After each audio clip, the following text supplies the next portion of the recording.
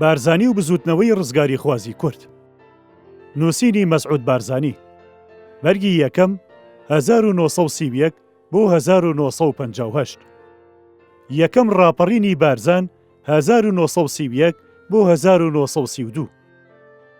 کتێبی سێیەم 1945 بۆ 1950.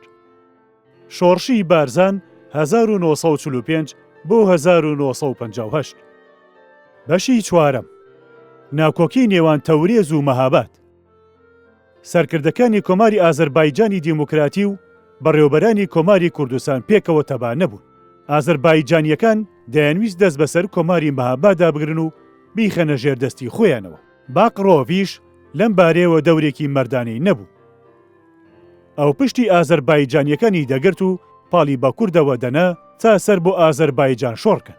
بۆ ئەم مەبەستە کەڵکی لە دراو وەرگرت. یارمەتیەکانی سۆڤێتی بەلەشەو دەخستە بەردەمی ئازەربایجانیەکان و کۆماری مەهابادیش دوای چەندینەم سەر و داواکردن ئەگەر کەمێکیان دەست بکەوتایە.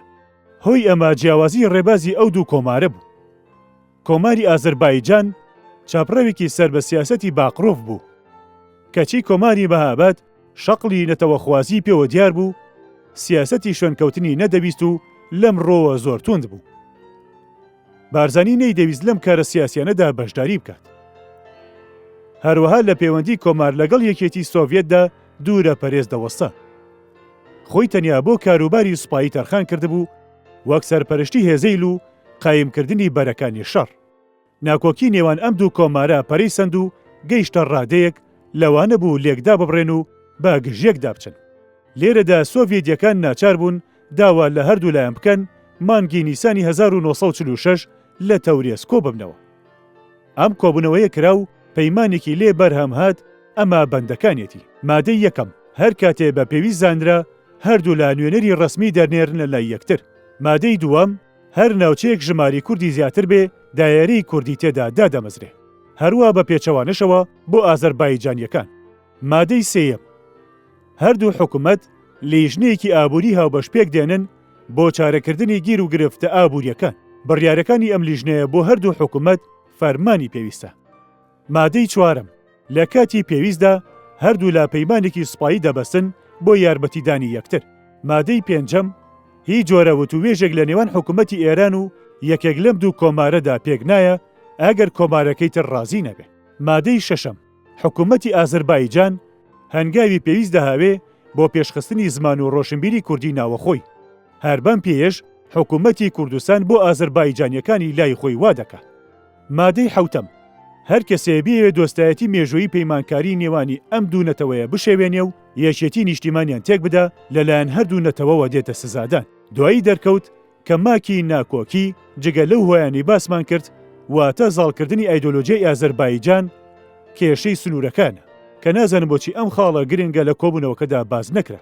پاشتر لە کۆبوونەوەی چاودێرەکاندا وا بە باشزانرا کێشەی سنوور هەروە بێڵێنێتەوە تا یەگرتنی کوردی تورکیا و عێراق لەگەڵ کوردستانی ئێراندا جێبەجێ دەبێت. خۆگومانیش لەوەدا نییە کە یەگرتنی پارچەکانی کوردستان لە دەوڵەتێکی سربەخۆدا هەرگیز لە بەرنامەی سیاسەتی سۆڤێتیدا نەبوو. باڵگەی ئەمەش ئەوەیە کە لە تەواوی دیدار و کۆنگرەکانی کاتی شەڕ و پاش شەڕیشدا کێشەی کوردستان نەخراوەتە سەرمێزی سەرۆکانی دەوڵەتە سەرکەوتووەکان.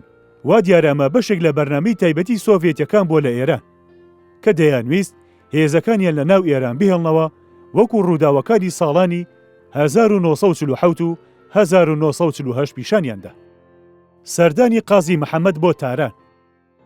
مانگی ئابی 1946 قازی محەممەد بە سەردانێکی ڕسمی چوو بۆ تاران. لەوێ لەگەڵ قەوام و سەڵتەنەی سەرۆک وەزیران و ڕزمارای سەرک ئەرکانی سوپای ئێراندا کۆبەوە. قەوام پێشنیازی بۆ قازی کرد هەموو کوردستانی ئێران لە یەک هەرێمدا بێتە کۆکردنەوە و فەرمانڕەوایەکی گشتی بۆ دابنرێ لەلایەن حکوومەتی تارانەوە. پێشنیازیش کرا ئەو فەرمانڕەوایە قازی محەممەد خۆی بێ. بەڵام قازی محەممەد ئەم پێشنیازەی دایە دواوە چونکە بێگومان دابوو هۆی لێکدابڕانی کوردستان و ئازەربایجان جگەلەوەی سۆڤێتیەکانیش دژی ئەم پرۆژەیە دەوەستانەوە. قازی خۆی حەزی بەم پێشنیازە دەکرد بەڵام دەیزانی هەر پرۆژەیەک نێوانی کوردستان و ئازەربایجان بگۆڕێ دەبێت ڕای سۆڤێتەکانی لەسەر وەربگیرێ. کاتێک قازی لە تارانسەری لە باڵیۆزەکەی سۆڤێتدا پێشوازیکی گەرم و خۆمانی لێ نەکرا. لێرە بۆیان ڕوون کردەوە پەسەندکردنی پێشنیازەکەی قەوام بە واتەی ناپاکی لەگەڵ ئازەربایجانە و ئەوان ناتوانن پەسەندی بکەن. لەلایەکی ترەوە خۆ سازدرا بۆ پەلاماردانی هەرێمی سنە. ئیگڵتن دەڵێ ئەفسەرە ڕووسەکان ئامۆژگاری کوردەکانیان دەکرد پەلامار نەدەن، بەڵام ڕوودا و دەریان خست کەوا سۆڤێت و ئازەربایجانیەکان زۆر سوور بوون لەسەر دەستپێکردنی ئەم پەلامارە، وەکو محەممەد عیسا و ئەوانی تر گێڕایەنەوە. هاتن و سەردانی پەیتا پەیتای ئەفسەرە سۆڤێتەکان بۆ لای بارزانی بە مەبەستی ئەوە بوو ڕێگەی پەلامار خۆش بکرێت. 4 تانکیشیان بۆ پێشگیری پەلاماردەران هێنایە سەقس، چونکە هێزی کۆماری کوردستان ئەم جۆرە چەکەی نەبوو. 2 ئەفسەری گەورەش لە تەورێزەوە هاتنە سەقس کە عەزیمی و کەبیری بوو. ئەم دووە لەگەڵ بارزانی و ئەفسەرەکانیدا کەوتنە ڕاوێژ و ئامادەسازی بۆ ئەو پەلاماری بەدەستەوەیەتی. بەڵام ڕووداوەکان وەرچەرخان و لاپڕ سیاسەتەکانی دنیا ڕوویان کردە لایەک کە دیسان ئامانجی نیشتیمانی کورد زیندە بەچاڵ کرا و بەردێکی زل خرایە سەر چارەنووسی کۆمارە ساوایەکی کوردستان.